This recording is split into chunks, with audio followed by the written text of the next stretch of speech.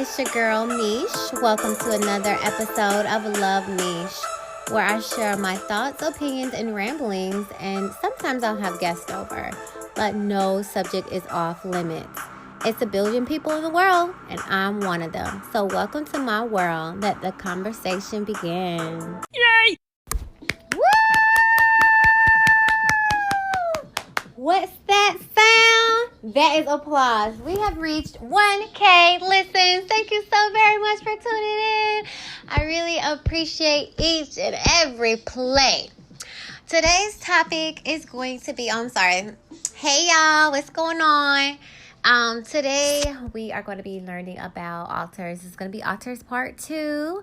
I don't know everything. I am not a teacher. I am learning and I am a sharer. And my motto is sharing is caring. So as I learn, you learn, we learn together. Okay, so I actually learned a little bit more about altars and I want to share that with you. So my sister, thank you, boo. My sister D been telling me, look at Coco. And I just didn't get around to it. I just thought it was creepy. I don't know. I'm just like, what is this like death Disney movie? Like, what is that for the kids? I judge that so wrong, y'all. If you have not saw the movie Coco, please go see it. It was amazing. So in the Hispanic culture, I don't know. Please correct me if I'm wrong. Or forgive me if I'm wrong. They have a Day of the Dead where they honor their ancestors. And they do offerings and stuff. And apparently their loved ones can come and visit with them. The movie really explains it all, you guys. So, now you know I gotta tell you about the movie. So a mama and a daddy was so in love with each other. They had a daughter, Coco. The father was a musician and he went away, and the mother, she could sing really well too, because she could have went with him, but she had to choose between music, singing, and her daughter, and she chose her daughter, Coco. So he left, and so she became like a single mom. Now she's thinking all this time he just ran off and, never came back or whatever and left her with Coco. So she just banished music with her whole family for generations to come. Music was banned. She started making shoes to provide for her daughter, and that was that. So the great-great-great-grandson fell in love with music. He used to hide in the attic and sing, him and the stray dog. And everybody was so against him, and they didn't want him to sing, and they, he kept getting in trouble about it, and they wanted him to go ahead and start the shoe business with them. And he just did not want to. So he wanted to do his contest, but he needed a musical tool, tool like a guitar or something. And he didn't have it because his grandma took it and broke it. She was so mad at him, like, stop with this whole music thing. So he went to the gravesite, and there was this famous musician who he always looked up to. And he went inside of his burial, and there was a guitar. So the moment he touched the guitar, there were like roses on the ground. He went from the natural world, earth, into the spiritual world with the living, so he was alive among the dead. So he travels there. His family see him, his dead family, and they're like, oh no, we got to get you back.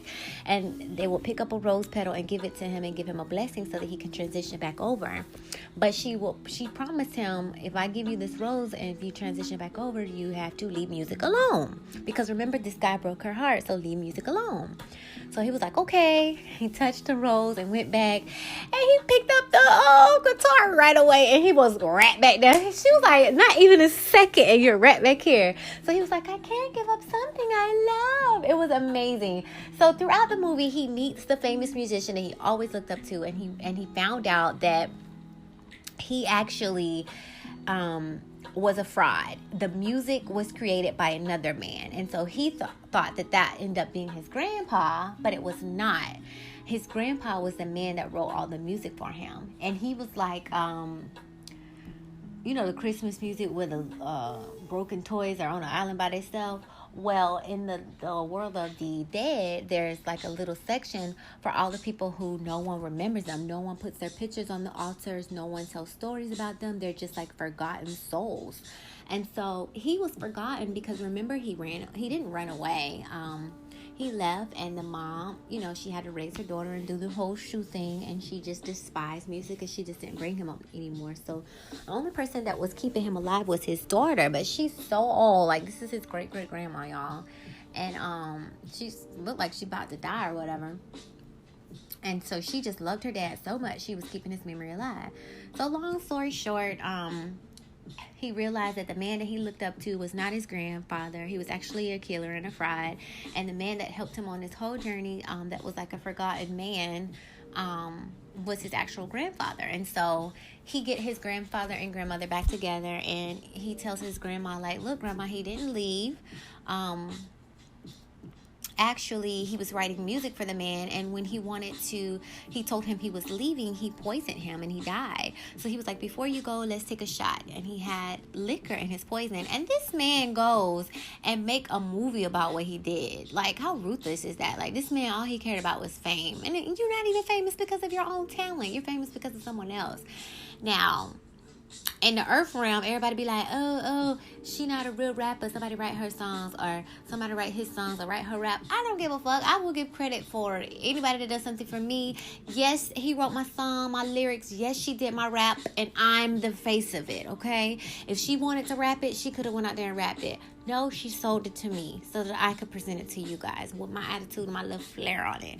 So anyways, I thought that was a great movie because he ended up explaining to the grandmother that, hey, he didn't leave you, he was poisoned, he was killed. So her anger was able to change from anger back to love. That was the love of her life. She just understand why he left and didn't come back, but she got to understand the full story. So he went back home. He was able to do his whole music and stuff.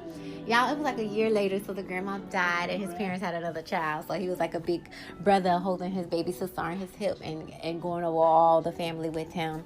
And he even put his grandfather on the altar so that he could be remembered. But that was like amazing. Now, y'all, let me tell you how universe works. I have my podcast lined up. I know what topics I'm going to do, and then whenever I get a chance, I already have my Pinterest quotes. I already have my web articles, because I've run across this stuff already. So as spirit, guides me, or whenever it's time, it'll just come up and it's time for me to present it. She literally was like, you got to look at Coco the other day. And I looked at Coco before the podcast. Like, perfect timing. But anyway, so please go check out Coco. It was amazing. And actually, the more you learn and grow, you could go back and look at movies and get different messages. You probably can get a message out of anything. I'm still going to do a podcast on that. Colors, animals, numbers, that's coming, y'all. The more languages you learn, the more messages you can pick up. And I'm not talking about English and French. I'm talking about languages of the universe, okay? Numbers and colors and animals and deja vus, you know what I mean? So this is just, this episode is about altars, but that's coming, okay? So now that I'm done talking about Coco, I'm gonna start with the Christian world, okay? So I'm going to pause and I'm going to come back and I'm going to do them in categories so you can skip over which categories you don't want to hear. Alrighty. So this comes from thekingsparish.org. Of course, I'm going to have my link handy for you guys. And this one says, Understanding Altars. Okay, part 1. So the introduction says, this study seeks to give us an understanding of the different kinds of altars available. There are those that are built for our good and some to the contrary. May God bless us as we study together. Central Bible text is going to be Exodus 20:18 through 26. I don't care what religion you are. There's a lot of good things in every great books out there. Some of the great books are like the Bible, the Quran, XYZ. But then there's other actual books that we write and we leave behind. You should never, ever, ever turn down knowledge. Absorb the knowledge and put them in file cabinets in your brain. You will always be able to use them, okay? So I have opened up my spiritual eyes, my spiritual heart, my spiritual mind, and I'm absorbing all religions. And I know some people are just into one, and that's okay. I'm not here to judge. I just wanted to throw that out there. It will hit who it's meant to hit, and it will miss who it's supposed to miss. Okay, so back to understanding altars. So this part says understanding the Old and New Testament altars. Okay, And let me just switch this because I'm getting old and it's probably time to renew my prescription for my contacts. Okay. So an altar is a place of prayer or worship of God or gods. And the contact place with the spirit or spiritual world. I'm sorry, I read that so wrong. It is a contact place with the spirit or spiritual world. It is a place of discussion, dialogue, communication with spiritual powers. It is a place of spiritual sacrifice or of making of covenants. God blesses his people at the altar of prayer. The foundation for a successful Christian life and ministry is rooted in the altar of prayer. Old Testament altars. In the Old Testament, an altar is used to be built on the land where you could kindle fire and burn the animal offered in sacrifices. While animals were a common sacrifice in the Old Testament, altars were used to sacrifice grain, fruits, wine, and incense. So I'm going to pause right there, and I'm going to put my shameless vegan plug. Did not it say kindled fires to burn animals, to offer them as a sacrifice? Hello! And I'm pretty sure when they were done sacrificing, they ate it. Now we just kill them and eat them. Ain't no sacrifice, just die. Or somebody probably sacrificing that, little do y'all know. And then it says they just use basic altars for grain, fruit, wine, and incense. Now, on my personal altar, I have water. I use my lemon water that I personally drink. And sometimes I do wine, or different juice or something that I might have. Now, I don't buy juice per se, but like my mom spent the night the other night. Oh, it was so sweet. She has her own house and her own hubby, and she came to spend the night with little old me, and we just topped it up and talked, and we went to sleep. That was so sweet. And then she left. As soon as my daddy got off work, she left. But we're gonna have to do that again so I could do breakfast and invite my other sisters over next time. But it was just so sweet. But she had pina colada. She don't drink. So I was like, "Mom, I got wine." She was like, "I'm gonna bring my own," and it was pina colada, Welch's juice or something like that. And so, if it's something like that, I'll put it up there. But she had drunk it. But yeah, that's what I have on my personal altar, because although I don't think spirits eat and drink, I think it's the intention that I'm putting this up there for you. I think it's the energy that they can absorb, and food has energy as well. I don't know if you guys know this, but there are pictures out there of fruits, and you can see it. To some people it might look like light, but it's actually energy sources in the food. And they showed a picture of an apple next to a piece of meat, and the apple had more dots of light energy than the meat. So for all people that say, "Oh, where my protein is that other," it's better to get it as close to the source, because from the animal it's secondhand. You know what I mean? Just like when a woman's pregnant, she's eating, the nutrients is going to her and the baby. Once that baby is outside of her womb, the nutrients is going straight to the baby. It don't have to pass through her to get to the baby. So like that. But let me get back to it, because y'all know I'll roam on over to another topic. Okay. So back to the altars. So God smell. Oh my God, y'all check this out. God smells the aroma from it as a burnt sacrifice. It ascends unto him, and he thereby goes to grant the request of those who had built the altar and offered sacrifices unto it. So here it says he smells the aroma. I honestly think he can get energy and stuff from it, which is what I was just saying. Because if the aroma does nothing for him, what would be the point of smelling it? When you smell, oh my God, this is off topic, y'all. Do you know when you smell something, that's little particles in your nose? So when you smell somebody cooking, those little food particles are in your nose. And when you're in the bathroom, those particles are in your nose as well. Like, we really break down life and science. Wow. Like, yeah. So for him to, for this to say God smells the aroma, he's getting something from it. So anyways, it goes to mention different people in the Bible that used an altar. So we have Noah Abraham, Isaac, Jacob, Mosaic, David, Daniel, Elijah.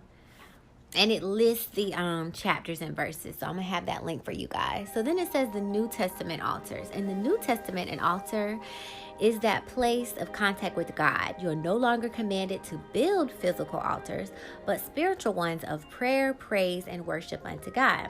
Okay, so they're taking away the physical aspect and allowing you to just pray, praise, and worship. So to me, that reminds me of, I know this is talking about the Christian world, but that reminds me of meditation. When people meditate, sometimes they're praying for people, sometimes they're praying for themselves. You know what I mean? I think we just have so many names for the same thing. We get lost in the sauce. Like, it's all, like, God probably folding his arms like, my children, stop fighting. It's all the same.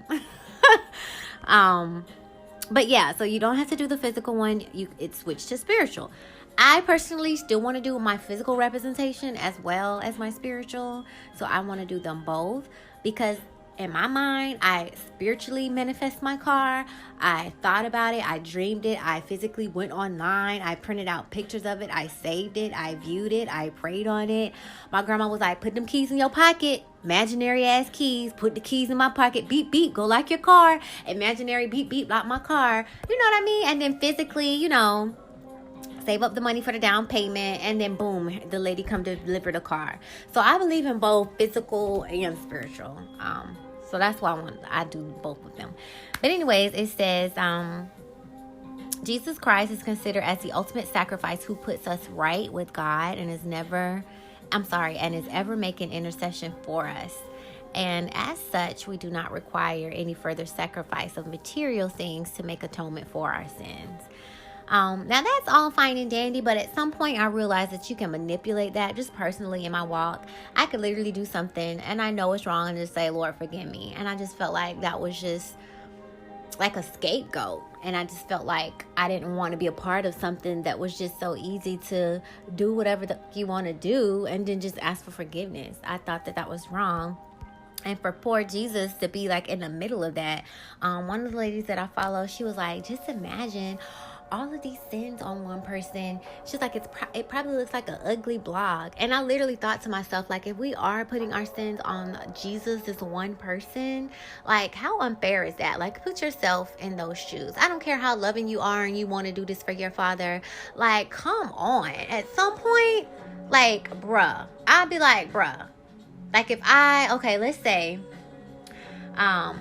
every time my sister's kids did something wrong, I would tell her to just blame me. Don't take it out on them, blame me. At some point, I'm be like, look, badass kids, they on their own. You know what I mean? Like, they're not learning, obviously. They're manipulating this at this point. And, I mean, you know how they say, teach a man to fish, he'll eat forever. But if you give a man a fish, he's going to always come back. I think you can say that with that whole forgiveness thing. Allow this person to ask for forgiveness. They're always going to come and ask for forgiveness. But if you teach them the correct way to live their life, they will not make these mistakes. Therefore, they would not need to ask for forgiveness. I think we just got that all twisted. But again, that could be another podcast. And that's just me personally owning my own shit, which is my motto. I tell all my male friends, you know what I mean? Like, own your ish. You know what I mean? It is what it is. We all grown. Handle whatever the consequences are. But again, that could be another podcast. So the next one says, what we require now is offerings unto God, fervent praises, worships, prayer, supplications unto God in spirit and in truth. Jesus taught the new altar. They have some scriptures here, James the apostle as well. Then it says the New Testament examples include Jesus and disciples at the Mount of Transfiguration, Jesus at the Garden of Gethsemane. And again, this is where he's praising and worshiping. These are the examples. Jesus at the Garden of Gethsemane, the disciples at the upper room, fellowship gatherings of the disciples after the persecution, Peter at Joppa, Hosatop, the disciples at the church in Antioch, Paul and Silas in the prisons at Philippi. And you know what? To be honest with you guys, in my afterlife, if I meet all these people, I won't have nothing against them. I would thank them for leaving their messages behind, even Jesus. And I would move on to, say, hey, Buddha. So this is the one everybody been talking about. And, I'll go on to say hey to the rest of them too. That's just where I am in my journey. Okay. So the next thing it says, please, brethren, building a living constant and enduring the altar before the Lord can make a difference between life and death, success or failure in life. I honestly believe that just overall. I don't think you can do nothing alone. I don't think you can, live your life alone, raise kids alone, start a company alone. Like, we all are going to need anybody. And to think that you can just do this earthly without asking for spiritual help, I think is foolish as well. So I do get that. So there's another part of this. It says part 2. In the last part of the series, in the latter part of the series, we looked at positive altars, otherwise referred to as altars of righteousness. In today's study, we'll be looking at negative altars and how we deal with them. May the Lord of hosts bless us as we study. Okay, so it says examples of negative altars. As positive altars are raised to bless people in the lands, negative altars are raised for the contrary ministry, to curse or afflict and destroy people and destinies. They are like the operational base of the powers of darkness and satanic intermediaries. A negative altar is a high place, shrine, occultic sanctuary, or a place of meeting between men and spirits, a place of contact with the spiritual world, a place of sacrifice, an innovation of evil spirits. It's a place of mourning the progress of the people, to understand and control people. It is a place of intimidation. Other examples including the following. And now check this out. Christians don't want to talk about altars so bad, but I do. I've read the Bible about 5 times, you guys. I used to listen to this man read the Bible every year. Black Voices, or Black People, they did a Bible edition. I listened to that. There was a radio station where this man, the Bible Bus or something like that, he would read the Bible all the time and give his synopsis, and it was just so interesting to me. So I don't have a granddaddy, and that was the closest thing to the granddaddy. And I just love, old men are funny. He was one of them. Old white man. I read it myself physically, the King James, which I barely understood with the thee, thou, thou. Then I had a new version that I read. So I've read this thing. And I stayed with my grandma too. And every morning, that's all we did before we even ate. Got up and read the Bible. And I think I wanted to prove a point. Like, I can read the Bible. You know what I mean? Like I finished Grandma. But I ended up reading over and again. And you do get different things out of it. But there's so much more to life. So once you've conquered the Bible, please open the front door, and go learn some other stuff. That's how I feel. If it calls to you, because you don't have choice and this is your life. But in the Bible, it talks about the altar of Balak and Balaam, the pictorial altars. It talks about crystal balls and box altars and forest altars. So let's not pretend that this isn't real. I just don't understand why they don't talk about this in the church. I never heard a pastor say this. I'm finding this on internet. The pastor is not talking about it. So, it even says how to deal with negative altars. Recognize that they exist. Again, from my background, it wasn't taught to me. Know the reasons behind their existence. Submit yourselves to God. Ask God for discernment. Resist the enemy. Pray prophetically and aggressively. Kill the priest of the altar. That's a bit aggressive. Withdraw your name, emblem, pictures, etc. from the altar. Possess your possessions and give praise to God. Now, in my spiritual journey, I am learning about dark magic as well as good magic. Dark practices as well as good practices. My ex used to tell me, and this is why, don't be mad about anything that happens in your life. Because when certain things happen, they open up doors for other things to happen. So if I would have stayed with my previous lover, I never would have dated someone else and learned these things. You know what I mean? So everybody's lives happen differently. You just have to welcome it and go with the flow and know that what is meant for you will always be for you no matter what. And what is not for you, no matter how bad it wants to be for you, is not. So if you just float, like when you're in the pool and you're in a float, you just floating, Like, I'm not the best swimmer, but I can get on my back and I can float. That's literally how life is. I know that I'm not going under. I'm controlling my body on top of this water, and I'm okay. I'm breathing air above me. The water is beneath me, and I'm just in between. I'm fine. I'm safe. I'm good. So I think if you just live life like that, like, I don't know. It's another podcast coming. I drop stress, and I just cannot tell you how many blessings have just fell on my freaking lap. It's like, oh my God. I'm just waiting for the lottery numbers to just slip under my door at this moment. I'm just like, that'll probably get me in trouble, but we'll see. So I'm in between, and I've learned that there's black magic, white magic, and gray. Gray is in between. I have 2 spiritual teachers, and I'm going to introduce a new podcast segment, because y'all know I talk about everything, where I start to introduce y'all to my teachers. It could be people in life. It could be people from books that I've read. It could be social media, such as Instagram, Facebook, or YouTube. Thankfully, we are in the age of technology and knowledge. And if you don't grab hold of this, you're just going to miss out, because it could end. And either you learned what you needed to learn to move forward, or you missed out. And I definitely don't want to miss out. They could turn off this internet thing, and you know, whatever you wrote down, you got. Whatever you kept, you kept. Whatever books you bought, you good. They could stop printing books. You know what I mean? Like, we just never know. So while we have all of this knowledge in our hand, thanks to the phone, hopefully you guys are just learning everything. No subject off limits. Learn everything. There's so many categories in life. Please learn. Learn for yourself, and so you can teach your babies.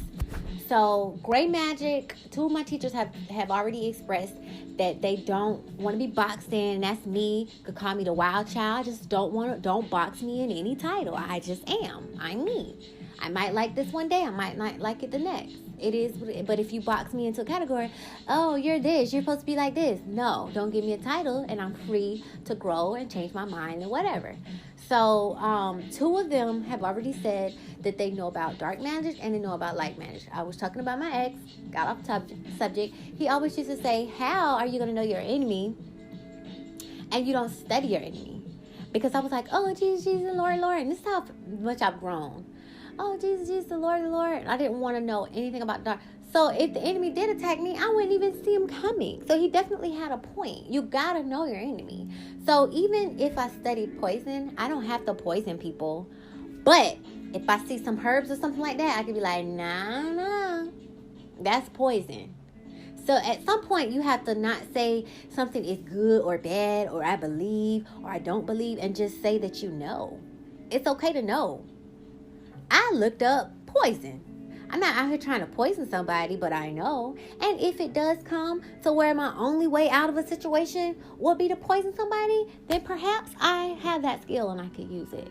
Just never know where this life is going to take you. Like right now, sex trafficking is so crazy.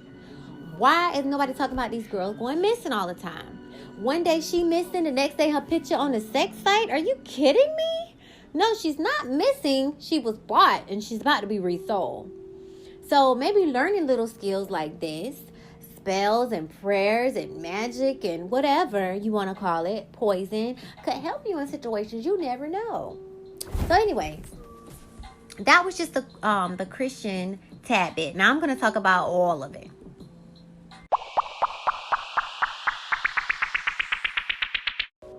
Okay, so obviously there are different types of altars, which I did not know. So I'm learning this, you guys. So I'm going to go over the different altars. So the first site that I found this on is originalbotanica.com. You know, I'll have the link for you. And this one is called Different Types of Altars.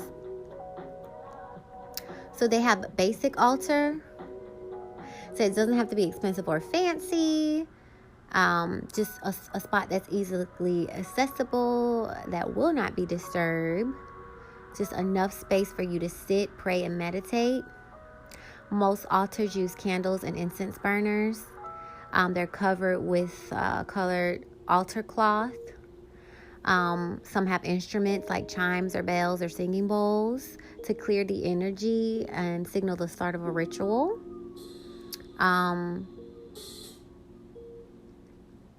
To set up a very, very basic altar, all you will need is space and objects that symbolize what you want the altar to do. So I would say I have a very basic altar right now. But as your girl is growing, my altar is going to evolve with me. Which that's life. The more you learn, the more adds to you, the more you are as a person.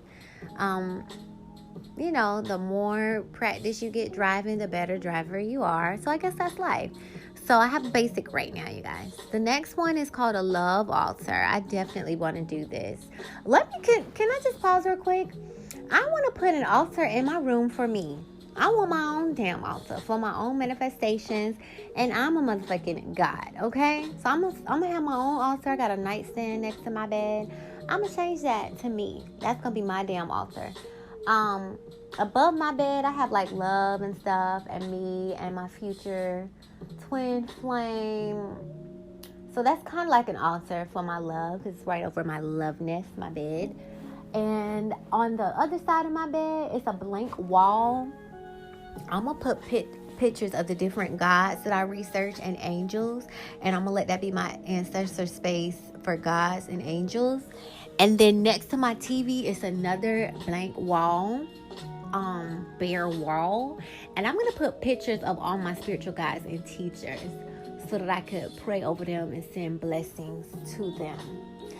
Now, I can do this all in my mind, but I'm very visual. That's why you guys will always hear me talk about vision boards and writing stuff off and printing things out.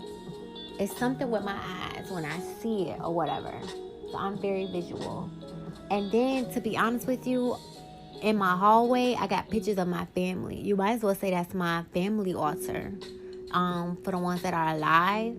And then on my altar, in the dining area, I have my deceased family members. But I even have a picture of me and my grandmother because, I want to give reverence to myself. It's just one picture of me. And then my grandmother, she's called the elder of the family.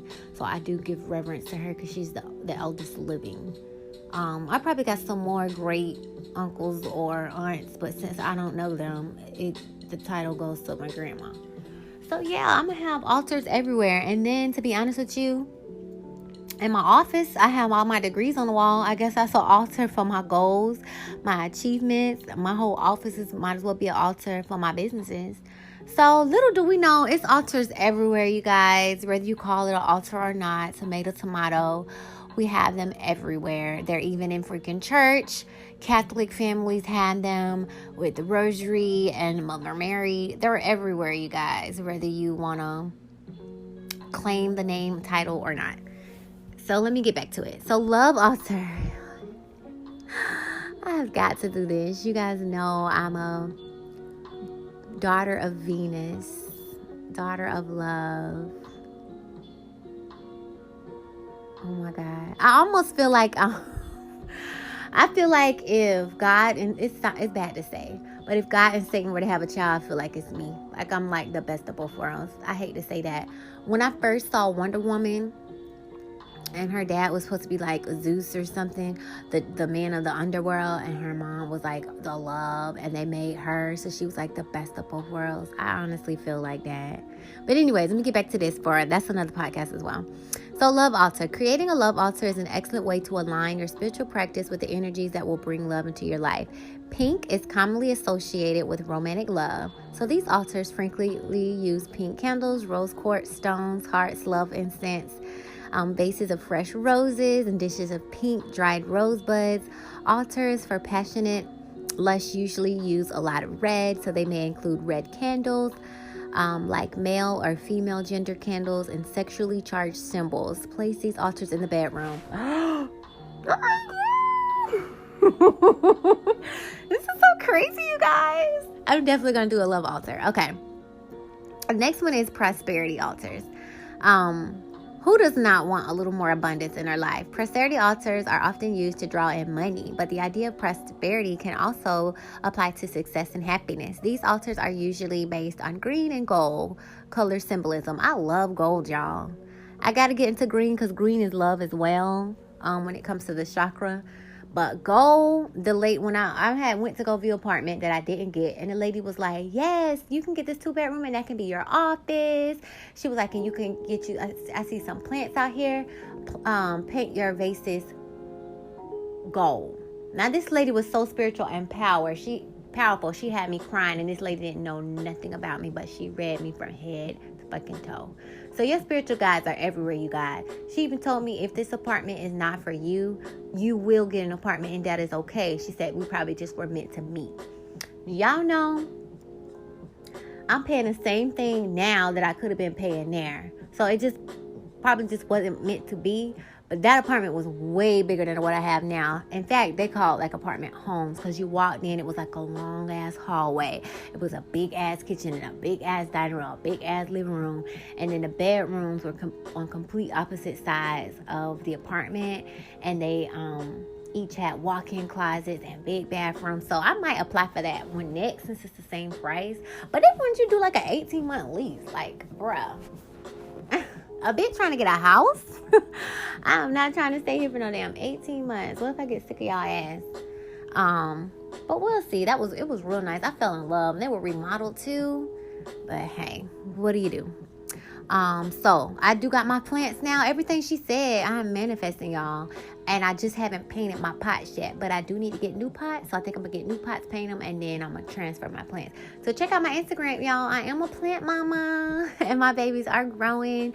And I just had to bring them inside because it's cold. And it looked like it was dying. I don't think they wanted to be outside. So I brought them inside. And one of my old neighbors from my old apartment, she gave me her plant before she left. And I remember that was outside last winter, so I kept it outside because it's a different kind of rubbery plant, and I think it's okay. I need to water that, by the way. I'm going to water it tomorrow. I'm going to water it in the morning because at night it's cold. In the morning, it'll probably be better. Okay, let me get back to it. So prosperity altars... can be applied to success and happiness. These altars are usually based on green and gold color symbolism. Long before green was ever the color of money, it was the color of growth and healthy crops. So prosperity altars frequently have green or gold candles, coins, or play money. Prosperity incense, a green altar cloth, prosperity oil, and offering bowls. Offering bowls are important here. Much like the saying, you have to spend money to make money, it is a key to keep the energy of abundance in circulation.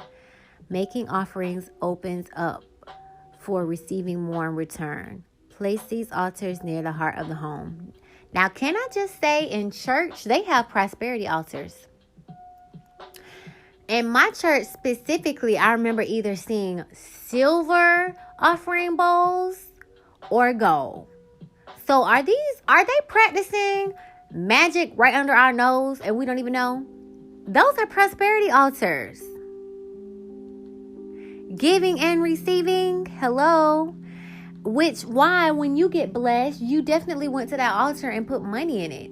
And yeah, you went to your mailbox and it was a check in the mail. So again, I don't knock my faith.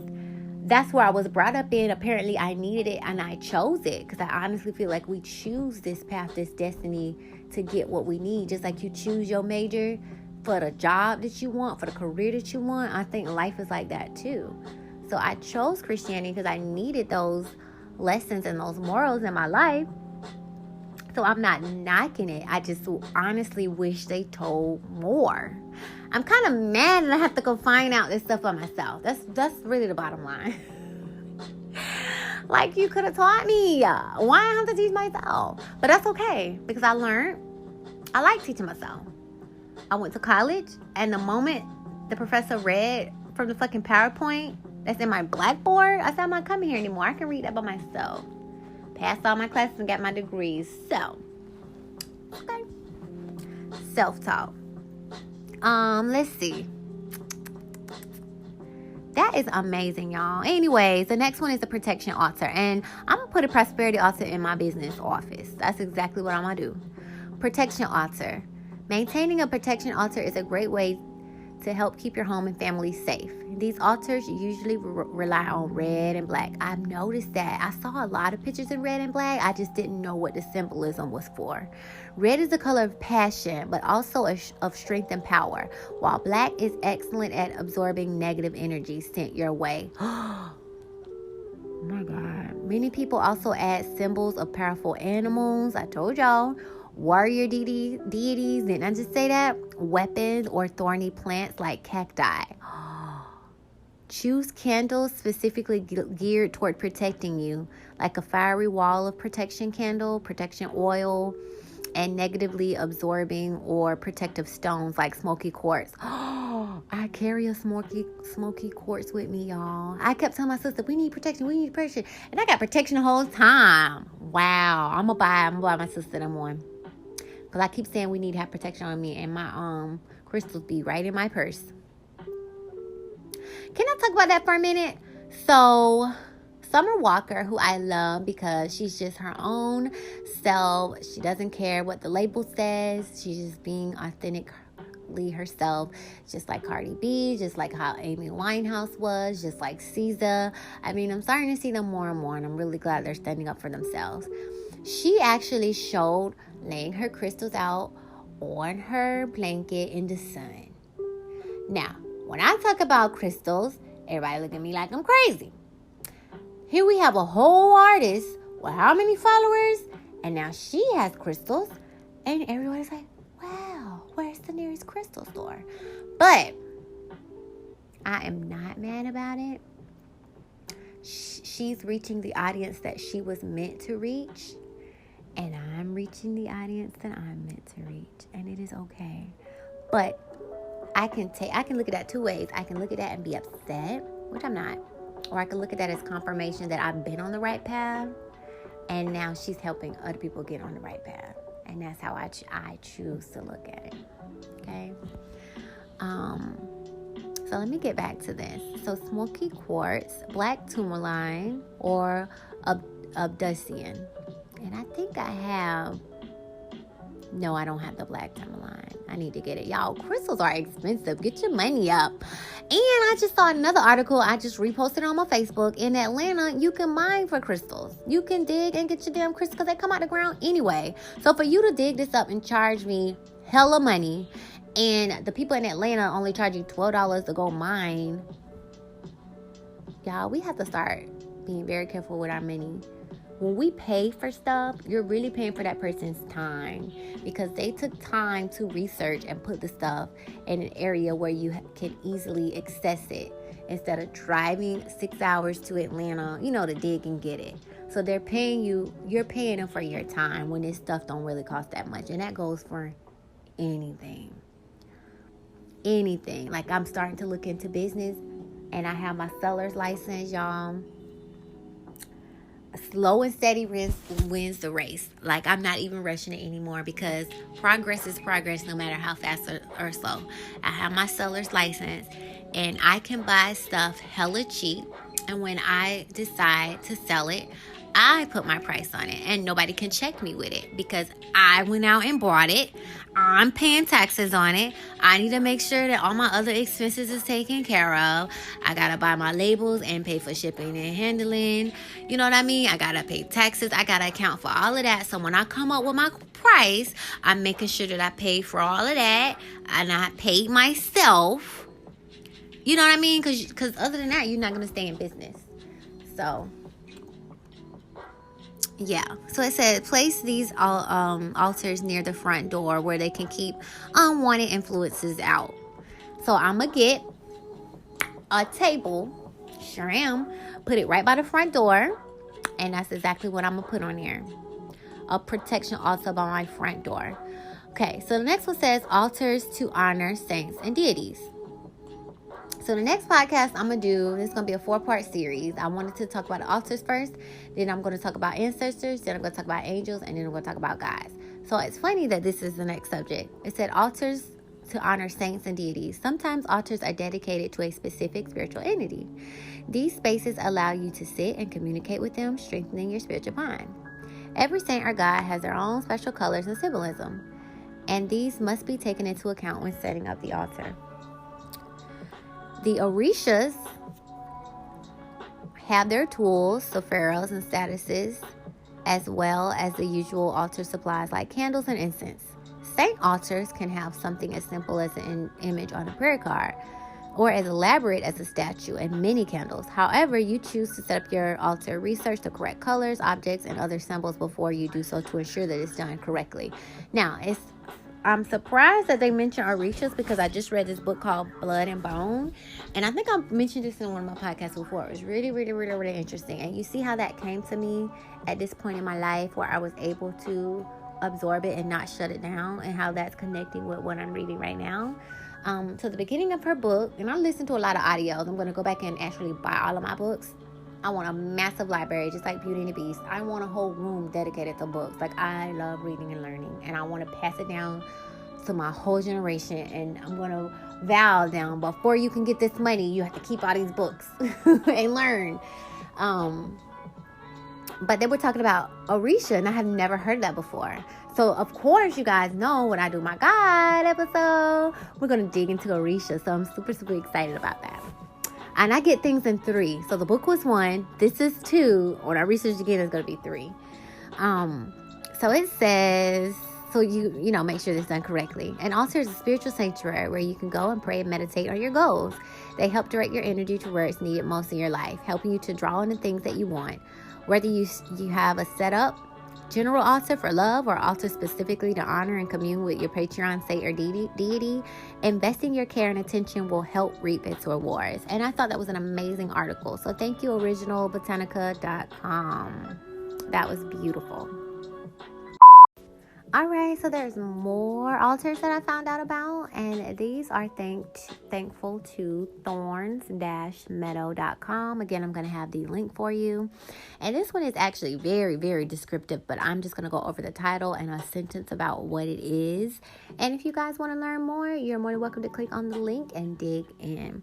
Never, ever take what someone says or what you read. Always research it, cross-check it, double-check it, and if it resonates with you, keep it, and if it doesn't, hey, that's totally fine as well. But at least if someone brings it up, you'll be able to comment on it, or you can say that you know something about it. Even if you choose not to believe it or to start practicing it, it's okay to just know. There's nothing wrong with knowing it. You decide what you're going to do with that knowledge, whether you're going to use it or just know it, okay? So, it says the sublime altar. Each item displayed in our homes, whether we realize it or not, makes a statement about which of our values and family traditions we wish to emphasize. Carefully placed photos, trinkets, jewelries, books, inherited objects reveal to others some of the values which are cherished by the home's occupants. For example, by grouping together family photos in a niche on the wall, you may have unknowingly created a memorial or ancestral altar which communicates to others the message that family is important to you. Yeah. What did I say earlier? Okay, so I'm going to just leave that subject alone. You can click on the link if you want to read more about that. The next one is an interrogation altar. This type of altar can help deepen your connection to spirits by the placement of the object that represents paths of yourself next to one another. This will subliminally intensify your link to the Creator. Here you will gain a sense of wholeness and unity. I'll have to look into that one a little bit more because that's definitely the journey that I'm on. Healing altar. This type of altar will provide powerful focus to send healing energy to yourself and others and to receive nurturing energies from the spirit. The body, mind, including our emotions, and the soul are not separate. This type of altar is where all can be healed. Objects on your healing altar must be brightly colored and should sing with vibrant light and energy. You might want to include an object that represents the person that you want to heal, like a photo or a drawing. If it's dedicated to self-healing, then you should use a photo of yourself and good physical and emotional health. That was awesome. I really want to do that one as well. So where we know tonight, we got healing altars all over the place, y'all. Ancestral altar.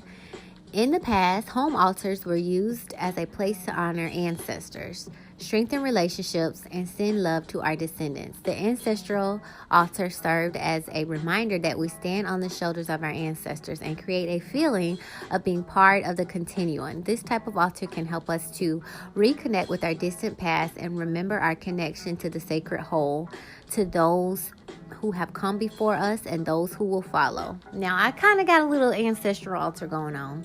The next one is a spiritual altar. One of the most profound uses of an altar is a sacred place to deepen your connection with the divine. This serves as a bridge between the reality of the mundane and the spiritual worlds. It is where you can pray and untangle the burdens of your mind, quiet your thoughts, and call yourself back to nature and listen to messages from the Creator. Infuse your spirit altar with energy, care, and mindfulness, going very slowly and pointedly so that everything feels right before going to the next step. There is no prescription to the type of altar except fill it with love and clarity of your intent to make it hallowed. Now, even when you look into magic spells, they say that it's all about intention.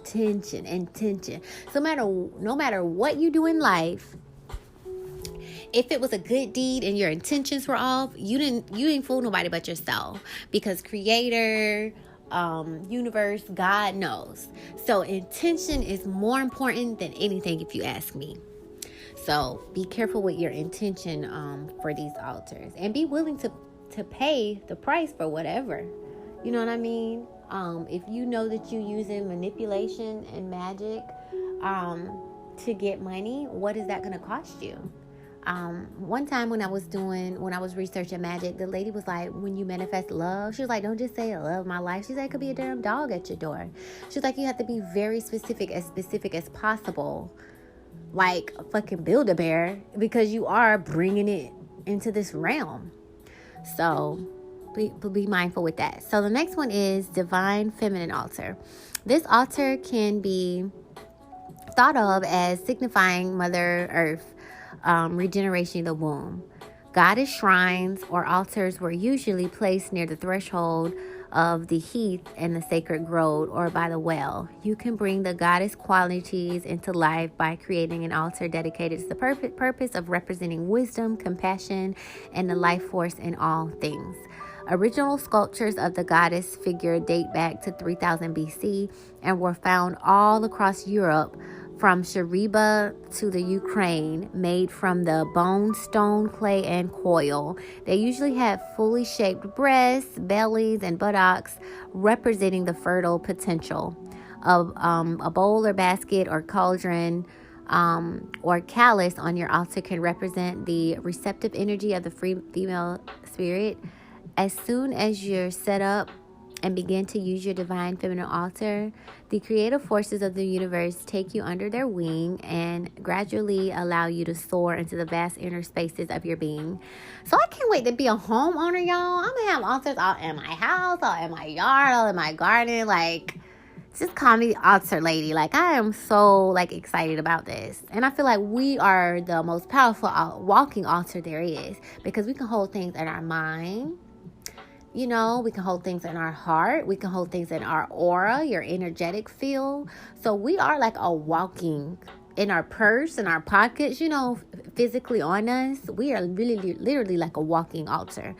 So next one is love. We already really talked about that. But this one says, begin the altar by finding a representation of what divine love means to you. A picture that could remind you of a higher power. Also wants you to, the object or picture can serve as a reminder that your higher power always wants you to have and give love. Next, fill your altar with whatever images, fabrics, nature artists, jewelry, flowers, scents, or colors that symbolize the love that you want to manifest. That was beautiful. Abundance altar, once again, we talked about this, but the first step in creating your abundance altar is to evaluate what wealth, abundance, and prosperity means to you.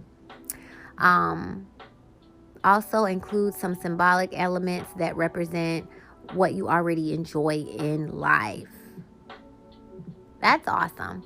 So there's a few more here.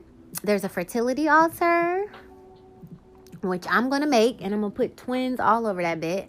But fertility altars are among the most traditional and ancient kinds of altars. Fertility altars can be used for affirming a highly productive, prolific, or fruitful time in your life. Fruit, rice, lignin stone, and figurines of a goddess with ample breast are symbols of fidelity that you can place on your altar. However, if you're trying to become pregnant, creating a fertility altar is very special, and creating a fertility altar is a very special and conscious way to begin the life of a new being. The energy which you put into this process will ensure that your child will feel your desire and love even before it is conceived. Y'all, that was freaking amazing. Okay, so the next one is the courage and faith altar. There are times in life which call for courage and exceptional strength and faith. Everyone goes through tough times of difficulties which can test our ability to hold on through pain and loss and other personal trials.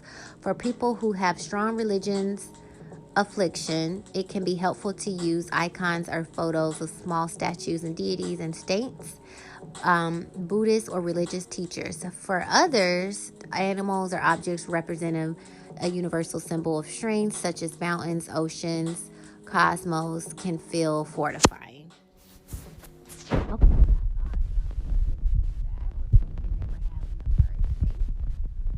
Let's see here. We have two more. The creativity. This is a place where you can simply experience and bring forth what you are. This is a place of creative incubation. At first, you may find nothing happens there, but if you have a sacred place and use it, something will eventually happen. Creativity is a heart and soul, the very essence of spirit. I guarantee y'all, I have more fun with all of my creations in life than anything else. And they don't even make me money right now. And they always say, follow your passion, follow your heart, and the money will come. When I make my little videos for Misha at Night and my Patreon and my fans only, I'm enjoying that. I'm having the time of my life. Me and the phone recording me. When I'm writing my books, using my creativity from my life experience, knowing that I'm going to help some young lady or some young man or someone in this world, I'm using my creativity. I'm having a ball. You can even use creativity when you cook. When I'm thinking of ideas to help young girls and boys with auntie boos, you know what I mean? When I'm doing these podcasts, like, it's just so much joy, like creativity. I think there's like love and light in being creative, because we all create, whether you manifested a whole baby with your mate, or you know what I mean, or you birthed a business, or you started an idea or wrote a book or anything. Like, we all create. We just don't look at it that way. And it's just something special about creativity. Like, I think if you don't create, you die. Like, you have to, like, it's fuel for the soul to keep going. That's just my opinion. Okay, so the last one is the affirmation altar. An affirmation altar is somewhat like the creativity altar, but it can also address specific areas of our life which may not be directly related to creativity endeavors. This type of altar can help you through a difficult time, or it can assist you to accomplish a specific goal. Your affirmation altar can help you achieve your goals and dreams. I definitely need to do this. I have so many plans for 2020. I'm so excited, you guys. I really, really am. I am so excited, and you guys get to see me from the very beginning. Okay, so that was the end of the list for the different types of affirmations.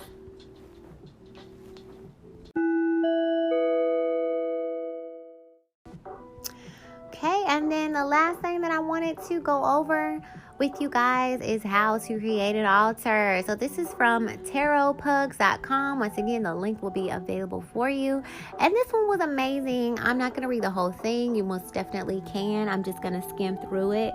But it was so much good details in here. I just had to share, of course. So it says the concept of altars has become more mainstream, especially when you see people posting images of altars and talking about them on social media.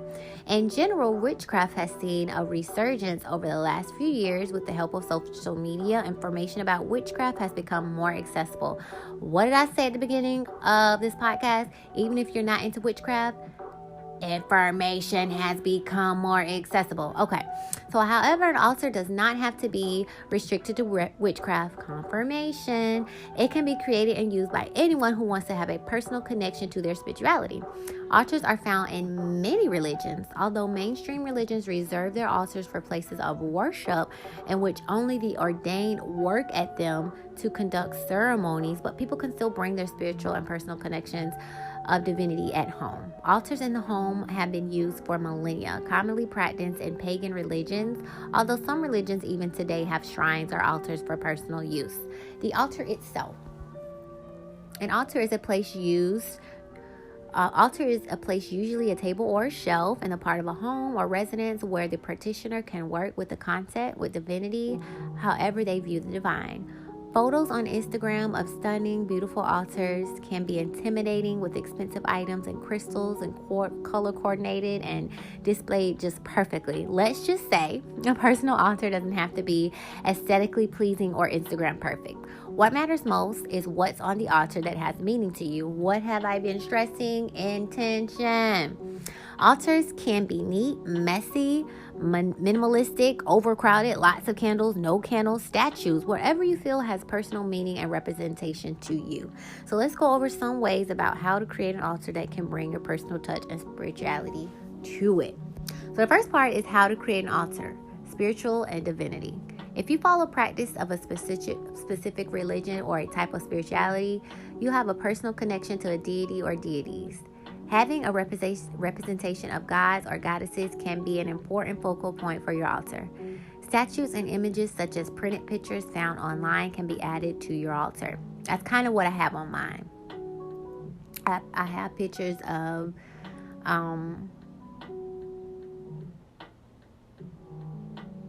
what do you call them?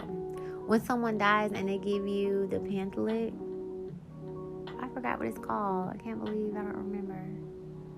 Like the memorial paper. I have those, and then I have of my eldest ancestors, just old photographs of them. And then I also printed out like guardian angel and goddess and stuff like that. So it says pick images or statues that depict your deity in a way that you envision them or how you view them so that you can feel a personal connection.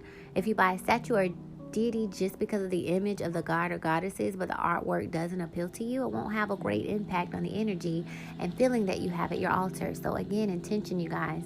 Choose images and statues that show the beauty of your deity and how you see them in your mind, or the image you feel connected to them. If your religion or spirituality has tools that are unique to your faith, you can add them to your altar. For example, with the Christian path or hybrid path that blends Christianity faith with other religions, you could add a cross if you feel inclined. The elements. Most noted in witchcraft, Wicca, and other occult magic, and I'm studying all of the above, the 4 natural elements are commonly represented on the altar, and I have them on my altar. The 4 elements are earth, air, fire, and water, often represented on the altar with an item for each element. For example, dirt or salt to represent earth, feather or incense to represent the element of air, a candle to represent fire, and a dish of water to represent element of water. The placement of these representations of the element varies depending on traditions and preference. I don't have any. I know they say north, east, southwest for different elements, but I didn't go that deep. Most often, depending on the orientation of where the altar is situated in a room, in which direction is facing north, east, southwest, the element representations are placed in their corresponding directions on the altar. So where do you place the altar based on the elements? Some traditions suggest placing the altar to face east, others north. Some just say choose a place facing south or west. Sometimes the direction you think you should place your altar isn't possible based on your furniture arrangement or how the room is laid out. Again, it's up to your personal preference.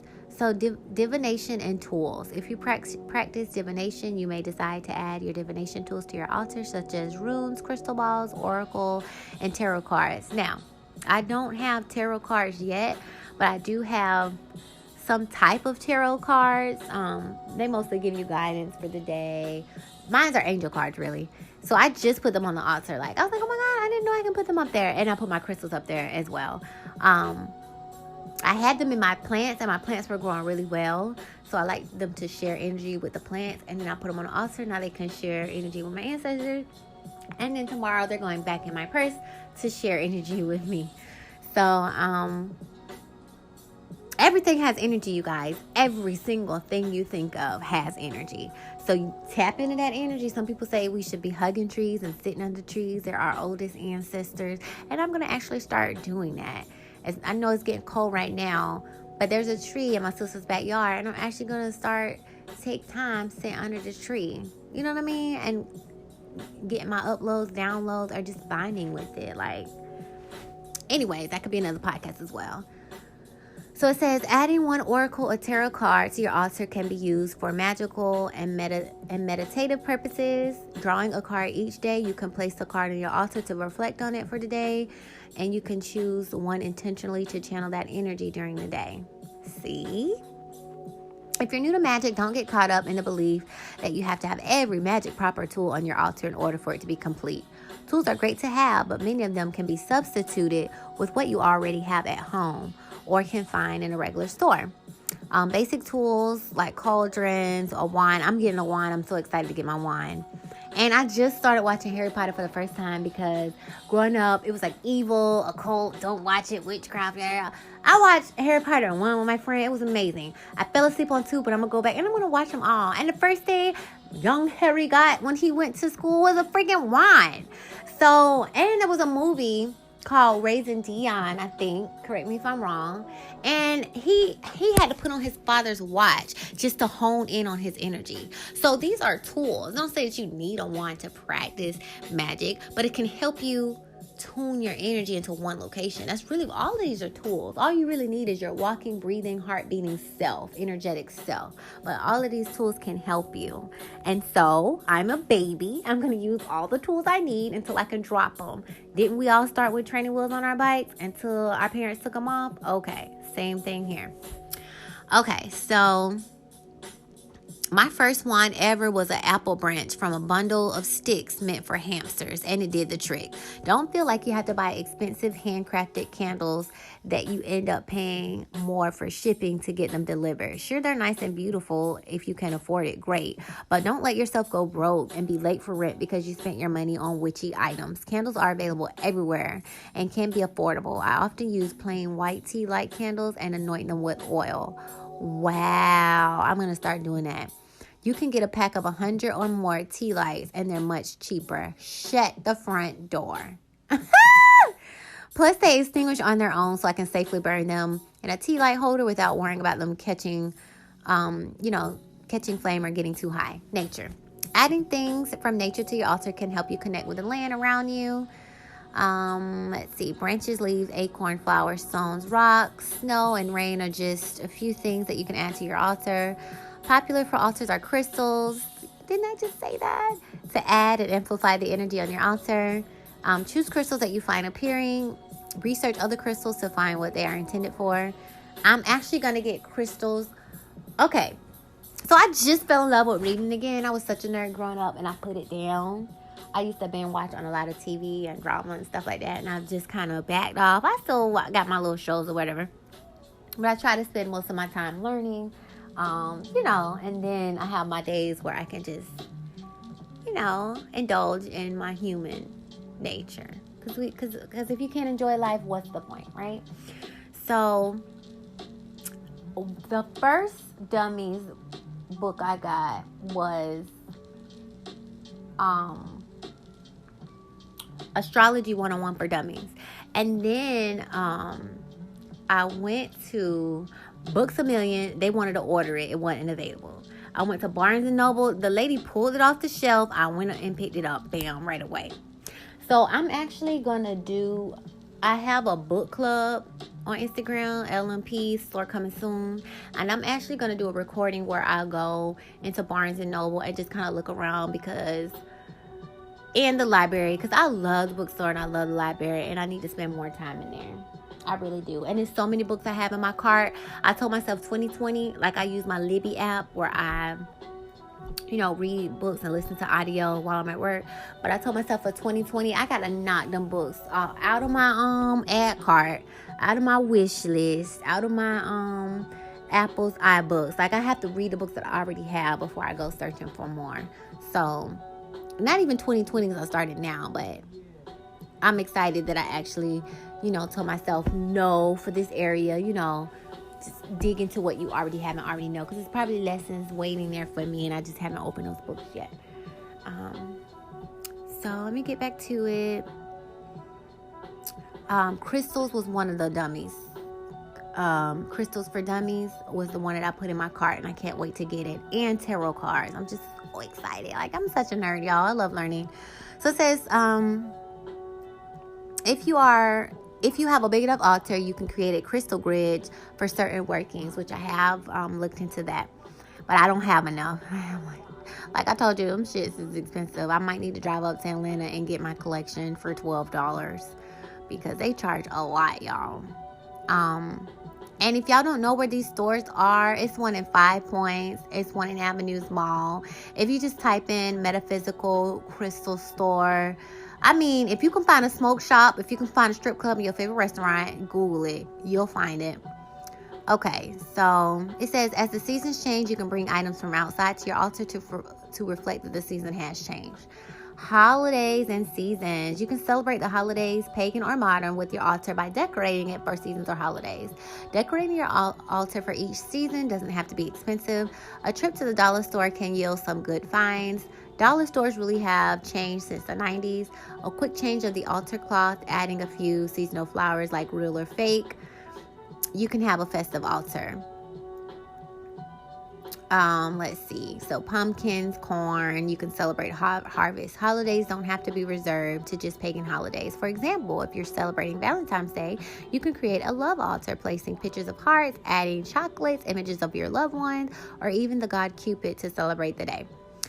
Ancestors and departed loved ones. As part working altar, part shrine, you can create an altar to honor your ancestors and loved ones that have crossed over into spirit.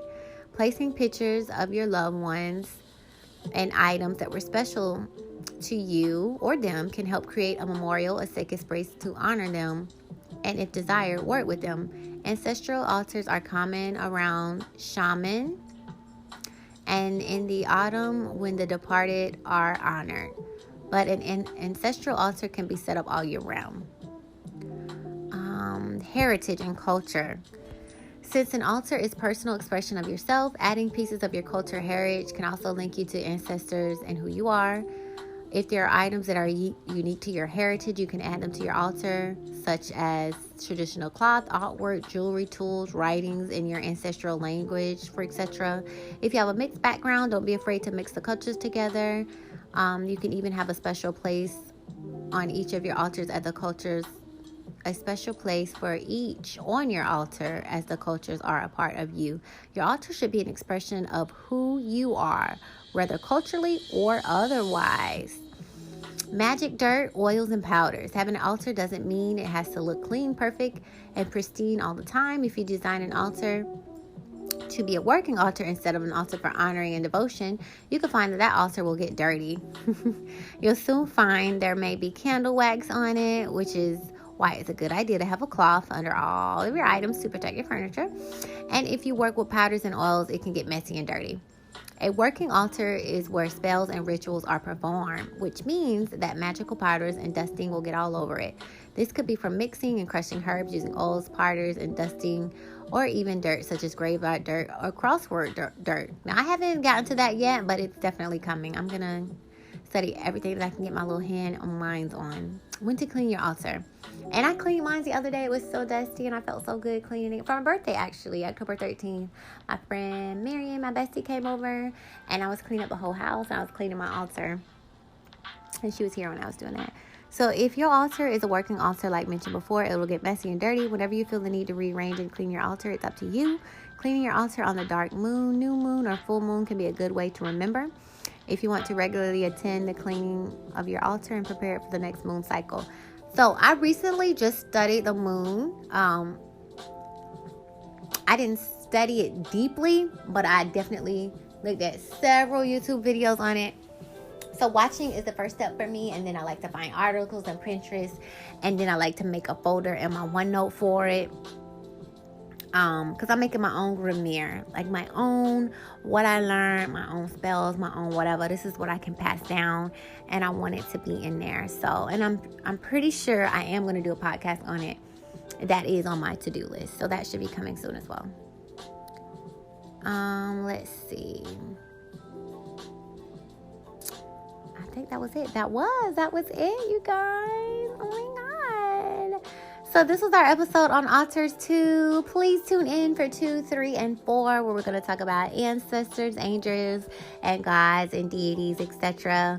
Sharing is caring. If you guys have something to share with me, please don't hesitate to send me topics. I am eager to learn. If this was for you, great. If it was not, that's fine. Hopefully you learned something new. As always, thank you so very much for tuning in. I hope you guys have a wonderful, wonderful day. Bye. Talk to you later. And thank you once again. We reached 1K. And this concludes today's conversation. Thanks a million for listening. You can reach me on other social media platforms at www.linktr.ee/LUV.MEESH www.linktree/love.niche. I hope you have a better than great day. Love you. Talk to you later. Mwah. Bye.